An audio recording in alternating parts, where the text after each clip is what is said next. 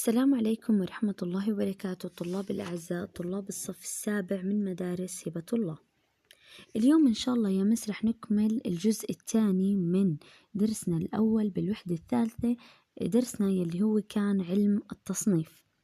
طيب يا سابع، بلشنا الحصة الماضية مس نحكي عن إيش هو التصنيف، إيش أهمية التصنيف.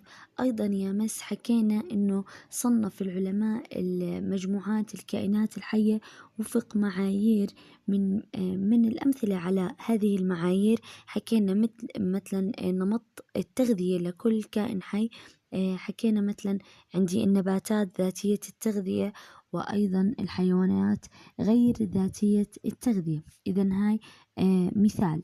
الآن أيضا حكينا يا مس عن مفهوم الخلية، وحكينا إيش مكونات الخلايا بشكل عام، وأيضا حكينا تصنيف الكائنات الخلايا لبدائية النواة وخلايا حقيقية النواة. طيب يا مس، طبعا يا سابع اليوم رح نكمل يا مس بالمفاهيم المتبقية من هذا الدرس. بلشنا يا مس نحكي عن مستويات تصنيف الكائن الحي. مستويات تصنيف الكائن الحي، وكان في عندي هرم كان عبارة عن نطاق ومملكة وقبيلة وصف ورتبة وعائلة وجنس ونوع. طيب الآن يا مس كان قمة الهرم هي عبارة عن النوع. طيب خلينا نتعرف على مفهوم النوع. النوع يا سابع هي عبارة عن الوحدة الأساسية في التصنيف. إذن هي خلينا نحكي حجر الأساس بالنسبة للتصنيف. بضم مجموعة من الكائنات الحية متشابهة في صفاتها ولها القدرة على التزاوج فيما بينها. طبعا هذا المفهوم اللي هو مفهوم النوع وضعه العالم جون راي. إذا يا مس إيش هو النوع؟ الوحدة الأساسية بالتصنيف بضم لي مجموعة من الكائنات الحية اللي هي المتشابهة في صفاتها، وأيضا لديها القدرة على التزاوج فيما بينها. الآن يا مس في عندي عالم كارلوس لينوس. هذا العالم يا مس وضع نظام سمي بنظام التسمية الثنائية للكائنات الحية. طيب خلينا نتعرف على مفهوم نظام التسمية الثنائية وإيش سبب وضع العالم كارلوس لهذا النظام. هلأ يا مس، بداية نظام التسمية الثنائية هو الاسم العلمي للكائن الحي. الاسم العلمي للكائن الحي، وسبب وضع هذا النظام تسمية الكائنات الحية في البيئة المحلية بعدد كبير من الأسماء. يعني يا مس مثلا بنلاحظ مثلا النوع الواحد بيطلق عليه أكثر من اسم من قبل، يعني خلينا نحكي البيئة المتواجد فيها هذا الكائن الحي. ليك وضعوا له اسم علمي واحد معروف، تمام، يعتمد. أما نظام التسمية الثنائية فهو نظام متفق عليه لتسمية الكائنات الحية، ويكتب باللغة اللاتينية ويتكون من جزئين. إذن النظام التسمية الثنائية برضو له شروط، بده يكتب باللغة اللاتينية، وأيضا بيتكون لي من جزئين. أوكي، طبعا هذا النظام بيكون متفق عليه، يعني الكل بيجتمع وبيتفق على اسم هذا الكائن الحي، وبيكون هذا اسمه نظام التسمية الثنائية، يعني الاسم العلمي للكائن الحي.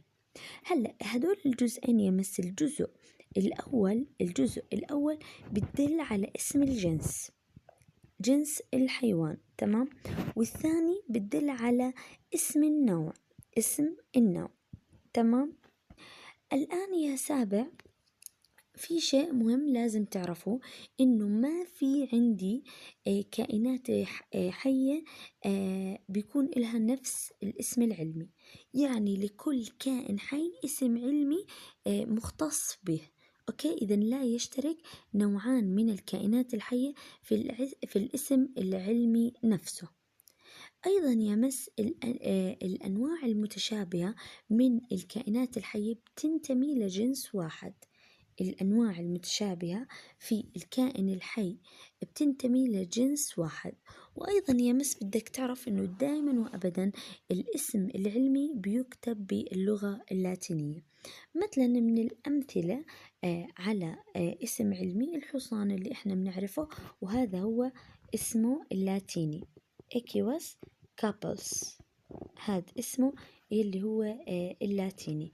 إذا إحنا بنعرف إنه الحصان، لكن اسمه اللاتيني بيكون بهذا الشكل. الآن يا مس أيضا في عندي مفتاح للتصنيف الثنائي. في عندي مفتاح التصنيف الثنائي. بداية خلينا نتعرف يا سابع إيش هو مفتاح التصنيف الثنائي.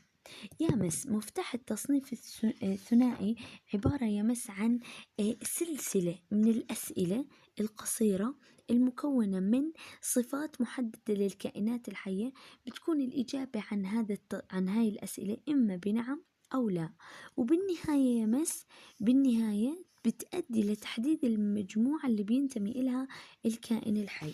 خلينا نشوف هذا المثال يا مس. هون عندي المثال مثلا مفتاح تصنيف النباتات البذرية. بداية أول سؤال قصير وضعوه بالنسبة للنباتات البذرية: هل تنتج بذور؟ إذا كانت لا مباشرة تصنف إلى خنشار. إذا كانت نعم بيرجع بيعطيني سؤال جديد بيحكي لي هل البذور داخل الثمرة؟ البذرة موجودة داخل الثمرة. إذا لا بدها تكون صنوبريات. تمام. أما يا مس إذا كانت نعم برجع بعطيني سؤال جديد بحكي لي هل البذور تتكون من جزء واحد؟ البذرة بتتكون لي من جزء واحد. إذا كانت لا بتكون نخيل.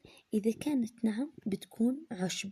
إذا بالنهاية أعطاني مجموعة التصنيف هي اللي هي إيش؟ العشب. تمام. إذا يا مس هذا هو مفتاح التصنيف النباتات. إذا مفتاح التصنيف عفوا مش النباتات، الثنائي. هذا المفتاح مس عبارة عن سلسلة من الأسئلة القصيرة مكونة من صفات محددة من الكائنات الحية، بيكون الإجابة عنها إما بنعم أو لا. بالنهاية بتوصلني يا سابع لأي مجموعة بينتمي هذا الكائن الحي. هيك بنكون أنهينا الدرس يا مس، والجزء الثاني من درسنا لليوم. يعطيكم ألف عافية.